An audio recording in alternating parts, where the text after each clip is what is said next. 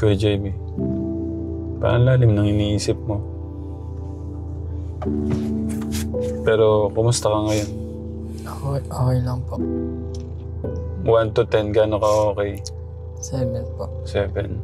Minsan po kasi may oras po kasi na sobrang nalulungkot po ako bigla. Sige, kwento mo lang, kuya. Tsaka sobrang boring din po. Parang gusto ko pong gumala na gumala.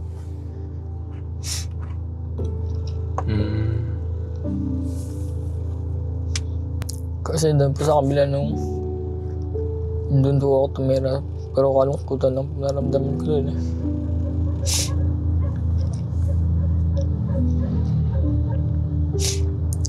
Wala po akong naramdaman na kasiyahan doon. Di po tulad dito sa kabila. Ang gulo-gulo din po na utak ko doon. Kung ano-ano po naiisip ko. Gaya ng... Parang gusto ko na rin po sa umuwi. Sobrang kaboringan ko po doon. Sobrang miss na rin po ako yung mga kapatid ko. Ba't kinaya mo yung 2 months? Iniwan mo sila? Natatakot po ako kalahati. Sige na, sabihin mo yung gusto mong sabihin.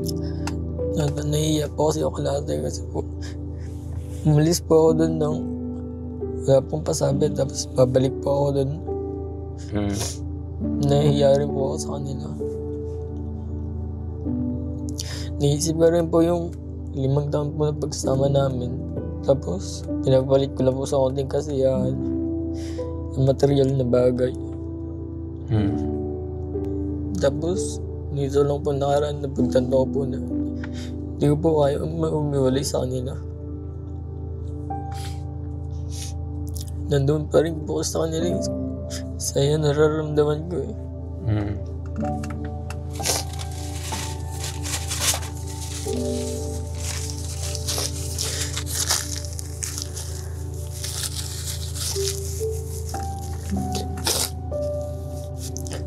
Lagi nga pupunta si Kudandan dun sa bahay. Kinakausap po ako. Pumupunta po dun yung mga kapatid ko. Sumasaya po ako kasi nakikita ko po sila. Tapos ang saya-saya po namin. Tapos pag-aalis na po doon na po ako nalulungkot. Ba't ba kasi dumating sa punto na naisipan mong umalis dyan dahil lang doon talaga sa walang ibang dahilan? Po. Sadyang na lang po sa mga material na bagay na sila. Paano ba yun? So, dumating yung parang tatay-tatayan mo. Paano nagsimula lahat? Dumating siya dyan? Po. Tapos hiniram ka ba? Hindi po. Sinasama po ako lagi. Tapos na po nag-umpisa yun. Ano ba yung mga parang unang nagustuhan mo doon sa pagsama sa'yo? Yung nakakain po na masarap. Tapos nakakalabas po. So ngayon, pinagsisisihan mo yun? Opo. Okay. Na gusto mong sabihin kay Tatay Norlan, kay Nanay Etnalyn mo, kay ate mo, pagka napanood to? Nagpapasalamat po ba ako sa kanila? Kasi na pa po nila ako, natanggap kahit gano'n po yung ginawa ko sa kanila. Kahit labag po sa loob nila yung gano'n na ginawa ko. Grabe, 2 months pala no? Ang tagal din. Sabi mo parang wala kang naramdaman na parang kasiyahan doon. Ba't mo nasabi yun? Kasi po, nasa kwarto lang po ako nun. Wala po akong pag-usap.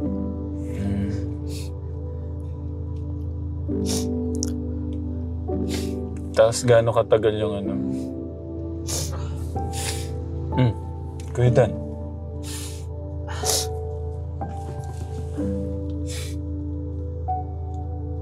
Napakahirap natin nung nangyari sa akin. Sige. Open na.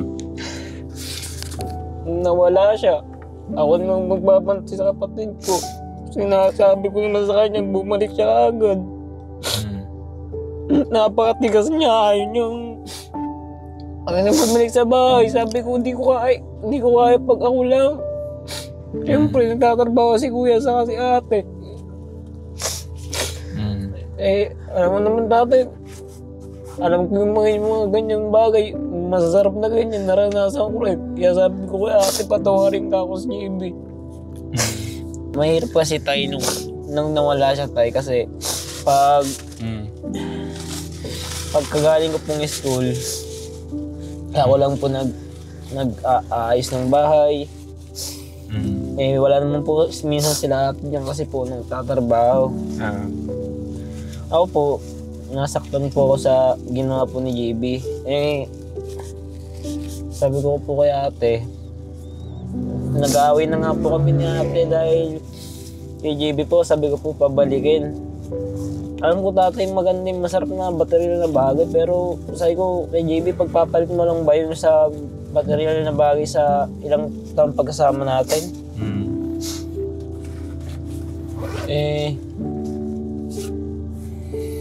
Kung ayan ka-audition mo, kung kakao, mag-isip ka ako lagi.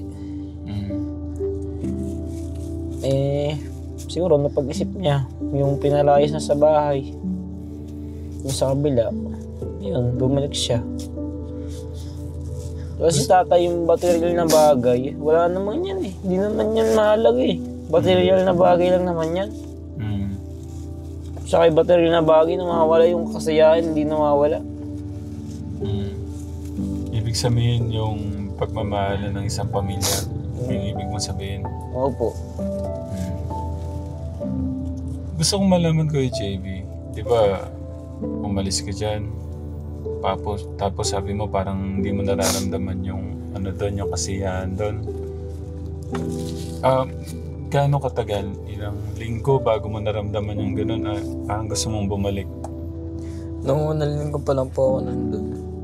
Unang linggo, gusto mo nang bumalik din? Opo. Tapos, yan hindi alam ni Tatay Norlan, no? 1 week, gusto mo nang bumalik. Ano sabi mo doon sa inyo? Nagsabi ka ba na gusto mo nang bumalik? Kay ko dandan po. Kay Kuya Dandan mo. Nung sinabi sa'yo, Kuya Dan, na gusto nang bumalik ni Kuya JB, anong sabi mo sa... Kay ate po? Sabi ko po, gusto po ako bumalik ni JB. Kaya lang po, galit na galit po sila sa ginawa ni JB. Ginawa niya. Opo. Kahit kayo rin naman po tayo, kung ganun po ginawa sa inyo. Intindihan ko din yung ginawa ni Tatay Norlan. Parang kung hindi nga po tayo, siguro kung hindi po napali siya sa bahay, baka taon po makapag-ayos silang dala ni ate. Ayun po, magkagulo-gulo. Tapos kahapon, ano yung pumasok sa isip mo? Na gusto ko na po talagang umuwi. Tapos humingi po ako ng tawad kay Kuya tsaka po kay ate. Tapos doon sa tatay-tatayan mo doon, ano sinabi mo doon? Ala po. Ano niya pa kasi ko doon, pinalis niya rin po ako doon. Anong sabi niya kung hindi ka pala pinaalis doon, hindi ka rin talaga babalik dito? Babalik po ka lahat eh. Pero parang napilitan ka na lang din. Opo. Anong naramdaman mo nung pinaalis ka na doon? Ano sabi sa'yo? Bumalik na daw po ako lahat eh. Tapos anong naramdaman mo nung sinabi yun? Nakatakot po. Kasi nga, baka babalik ka na rito. Opo, tsaka naiyan na rin po ako lahat eh. Gusto ko lang malaman kayo, JB, ano yung natutunan mo sa nangyari? Wala pang taong kayang matira, mabuhay na mag-isa. Tapos pinagsisihan niyo pong pag ganun po yung ginawa ko. Huwag ko magpapasilaw sa material na bagay. Malaking aral no? Anong gusto mo sa Ito, malaking aral to Kuya JB. Napakalaking aral nito sa mga kabataan ngayon na nasisilaw sa mga bagay. Sa material na bagay, sa pera, sa kung ano man. Ang tawag dyan, kamunduhan. Ano yung maipapayo mo sa mga kabataan na parang madaling matukso, gano'n? Wag po kayong magpapatok sa material na bagay, lalo po kung yung material na bagay po na yun, mapapasama po kayo. Isipin nyo rin po yung mga dati pong nagagawa nyo. Pero ngayon, kumusta yung puso mo ngayon? Okay na po. Okay na? 1 to 10? 9 po. 9. Okay. Sige, ganito. Para makamove on ka kagad sa mga nagawa mo, huwag mo nang balikan yan. Ang tanging mong pwedeng magawa ngayon, yung makabawi ka, yung ibalik mo ulit yung tiwala nila sa'yo. Tapos, siguro number 1 yung yung pag-aaral. Focus ka na sa pag-aaral mo, no? Yun yung wag niyong pababayaan, Kuya Dan. Sinasabi ko sa inyo, kaya ako nandito. Hindi ko man maibigay lahat ang pangangailangan niyo. Pero kasama ni Tatay Norlan, ni ate niyo, kaya kami hindi bumibitaw. Kahit pa paano, gusto namin makasama kami doon sa mga pangarap niyo, no? Tapos, huwag kayong mawawala sa focus. Ha? Ito, Kuya JV, napakalaking aral ng nangyari sa iyo eh. Ano yung gusto mong i-share sa mga kabataan? Huwag po kayong magpapasilaw sa material na bagay. Tapos, lalo po kung yung material na bagay po na yun. Kasi po, ang material na bagay nawawala po. Pero po yung nag-aalala po sa inyo, tsaka po nagmamahal sa inyo, isipin niyo po yun. Lalo na kung pagpapalit niyo po sila sa material na bagay. Hindi ko rin po masisisi yung nag-alaga sa kanya dahil ginawa rin naman po binigay rin naman po yung mga gusto niya. Kasi po, doon po sa bahay po namin, marami pong pangaral. Doon po sa, gusto niya po, si JB po masunod. Gusto po ni JB siya po masunod. Kaya po yung nangyari, kaya napalayas rin po siya. Anong tawag doon, Kuya? Paano mo matatawag yung mo doon? Yung parang sarili mo doon? Para po nag-rebelde. Teka na po yun. Ba't napunta sa nagrebelde ka? Pabarkada po sa may mga bisyo. Siguro tayo. Ayoko nga tayo sabihin sa'yo, baka magalit. Kaya yung sasabihin ko dapat na siya na bisyo siya eh. Oh my God. Ako tayo Wait lang. Anong bisyo? Yung mga bilyar po. At saka ano pa? Tapos yung mga nakabarkada ko po, may mga bisyo po tulad po ng paninigarilyo at pag-inom po ng alak. Ay, sus. Oh my God. Kala ko laro lang na games. So, alak at saka sigarilyo. May ganun pala. Ay nga tayo sinasabi ko sa'yo, di baling wala akong kaibigan dito sa amin. Basta ayoko sa bisyo. Pinipilit nila ako tayo, ayoko ka ako. Di balik ko kayo kalaban ka ako lahat. Basta ka ako, ayoko ng bisyo. Pumayag kang mangyari sa buhay mo yan? Kasi tayo wala nga sa kanya natuturo ng tama. Oo. Nawala ako, syempre nag-aaral po ako tayo. Noon ako po yun. Si ate rin po, wala po siya sa amin. Wala po nagpapaliwanag sa kanya ng tama. Hindi. Parang gusto niya po pumasok sa ibang mundo, yung lahat po nagagawa niya. Natitikman niya lahat ng sarap. Ganun po. Nawala po siya sa yung sa tamang landas po. Kaya ako tayo, iniintindi ko na kaysa magalit ako. Kasi makakamali rin naman eh. Ba't pinayagan mo mangyari sa'yo yun, Kuya JB? Paano nagsimula? Ito, nandun ka, may mga nagpakilalang kaibigan sa'yo? Or ikaw yung lumapit sa mga... Mga barkada ko na po yun dati. Dati, tapos nagkita kayo ulit? Opo. Parang tinuturuan ng siya tayo, ng bisyo. Ibig sabihin, umiinom ka na? Hindi po. Sabi mo inom? Yung mga barkada ko lang po, na Natutunan po siya manigarilyo, yun lang po yan. Yun, totoo yun. Yung alak, Hindi po. wala. Okay. Buti ganun lang. Kasi yung ibang kabataan ngayon tay, ano po, marami po silang gustong gawin. Parang wala na nga po yata ako nakita pati nung kabataan ngayon. Pakikisama, yung bang pakikisama mo na lang, pero kagagaya sa kanila. Gano'n na lang tayo yung ginagawa ko. Naintindihan ko naman yung sabi ni Kuya Dandan. Siguro, di naman lahat, Kuya Dan. Siguro may mga... Meron pa rin naman po tayo, kaya lang nga po, napakarami na po ngayon na ganong kabataan. pasaway, parang sinasabi mo, matigas ang ulo. Opo. Wala pong galang, bastos, mapagmalaki sa magulang. Basta lahat po ng... Nandyan ka pa. Ano ka ba? Gaya mo. Yeah. Buti nga, may gaya nyo pa. Pero ano yung masasabi mo kay Kuya Dandan mo? May papunta-punta pala siya doon sa'yo. Salamat ko lang kasi pinupuntan mo doon tsaka lagi mo ko sinasabihan na bumalik doon.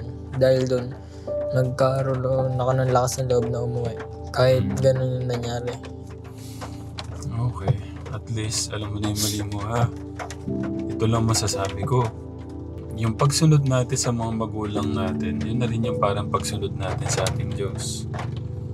Kasi alam naman nila yung makakabuti ba sa atin yung pagdidisiplina nila, yung pagtutuwid sa atin. Makakabuti po. Makakabuti sa atin. Ngayon, kung di tayo makikinig sa mga magulang natin, ang mangyayari sa atin? Kakagulo-gulo po yung buhay. Mapapahamak tayo. Magugulo. Basta focus lang, Kuya Dan. Focus lang. Pati mo naramdaman yung parang kasiyahan na hinahanap mo, sabi mo. Kasi wala na po doon yung tulad po nila ako Dandan na kahit malungkot ka po, dadamahin ka nila tsaka po papatawanin ka nila. Tapos nandyan po sila at wala po doon sila ate nung nagka-problema po ako sa school. Tapos puro gadget lang po kasi ako doon eh. Na boring po tapos sumunod po yung pagkano po sa school ko. Lagi siyang nag-guidance. Napagbibintangan pa po ako. Lagi siya, pagbibintangan siyang ninigarilyo. Sino pa bang magkakadamo yan? Diba walang iba kundi yung Pamilya. Ngayon, sabi nga, yung pagmamahal may kasamang disiplina. May sakit pagka may mali. Opo. Hindi naman puro love lang. Mali ka na, love pa rin. Hindi maganda yun. Hindi na paano matatama yung mali, di ba? So, lang, Kuya, makinig na. Opo. Wag na, Matigis ang ulo. tapos, wag nang papasilaw sa Material na bagay. okay.